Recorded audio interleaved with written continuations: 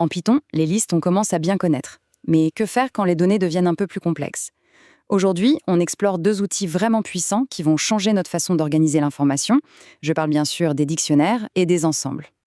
Imaginez un peu le tableau, un fichier de configuration, des données utilisateurs, des résultats de recherche. Sans la bonne structure, ça peut vite devenir un vrai bazar. Alors la question c'est comment mettre de l'ordre là-dedans pour pouvoir accéder à l'info rapidement et sans se tromper. Prenons une liste toute simple comme celle-ci. Elle a clairement ses limites. Pour trouver le numéro d'Alice, il faudrait savoir exactement à quelle position il se trouve. Le moindre petit changement et hop, tout est décalé. C'est pas très robuste. Il nous faut une solution plus intelligente.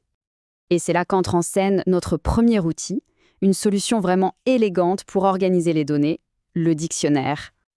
L'idée est toute simple, c'est comme un vrai dictionnaire. On cherche un mot, qui est la clé, pour trouver sa définition, qui est la valeur. En Python, c'est exactement le même principe. Chaque clé est unique et nous donne un accès direct à l'information qu'on recherche. Pour en créer un, rien de plus simple. On utilise des accolades. À l'intérieur, on met nos paires, d'abord la clé, suivie de 2 points, puis la valeur. Ici, par exemple, la clé nom pointe vers la valeur Alice. Et bien sûr, on peut enrichir notre dictionnaire avec autant d'infos qu'on le souhaite. On peut ajouter une clé âge, une clé ville, chaque morceau d'information a sa propre étiquette. Ça rend le tout incroyablement clair et facile à lire. Ok, c'est bien beau d'avoir stocké tout ça. Mais maintenant, la question cruciale. Comment on fait pour récupérer une info bien précise, comme son âge, sans avoir à parcourir toute la structure? Eh bien, c'est là que la magie opère. Il suffit de préciser le nom du dictionnaire et entre crochets, on met simplement la clé qui nous intéresse. C'est tout. Et bam, le résultat s'affiche. C'est quasiment instantané, même si on avait des millions d'entrées. Pourquoi? Parce qu'en coulisses, Python utilise un mécanisme super intelligent qu'on appelle le hachage. Ça lui permet de savoir exactement où trouver la valeur, sans perdre de temps à tout scanner. Donc, pour résumer, les dictionnaires sont nos meilleurs alliés pour des recherches rapides.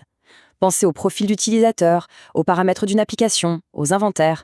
Dès qu'on a besoin d'un accès direct à une information, c'est l'outil qu'il nous faut. Passons maintenant à un autre type de défi. Et si notre problème, ce n'est pas la recherche, mais plutôt de garantir l'unicité des données? Pour ça, on a un autre outil formidable, l'ensemble. Parfois, on ne cherche pas à lier des informations entre elles, mais simplement à gérer des collections d'éléments uniques. Comment, par exemple, trouver les amis en commun entre deux personnes, ou comment obtenir la liste des visiteurs uniques sur un site web? C'est précisément là que les ensembles entrent en jeu. Un ensemble, ou set en anglais, c'est la solution.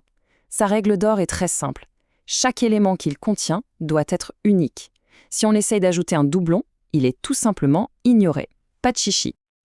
Allez, prenons un exemple concret. Voici la liste des amis de Ben. On peut transformer cette liste en un ensemble, et ça nous garantit qu'il n'y a aucun doublon. Et maintenant, voici la liste des amis de Léa. C'est notre deuxième ensemble. On peut déjà remarquer qu'il y a quelques noms qui apparaissent dans les deux listes. La question est donc toute simple, comment trouver facilement et rapidement les amis qu'ils ont en commun? Et là, la solution est d'une élégance surprenante. Les ensembles supportent des opérations mathématiques comme l'intersection. Il suffit d'utiliser le symbole ampersand entre les deux ensembles et Python fait tout le travail pour nous. Et voilà le résultat, instantané. Python nous retourne un nouvel ensemble qui contient uniquement David et Michael. C'est incroyablement propre et efficace. Bon, maintenant qu'on a fait connaissance avec ces deux outils, mettons-les côte à côte pour bien comprendre quand utiliser l'un ou l'autre, le face-à-face. Ce tableau résume tout parfaitement. D'un côté, on a le dictionnaire avec sa structure clé-valeur, imbattable pour les recherches rapides. De l'autre, l'ensemble avec sa collection d'éléments uniques parfait pour gérer l'unicité et faire des opérations mathématiques. La syntaxe de base se ressemble, mais attention, la structure interne et l'utilisation sont radicalement différentes.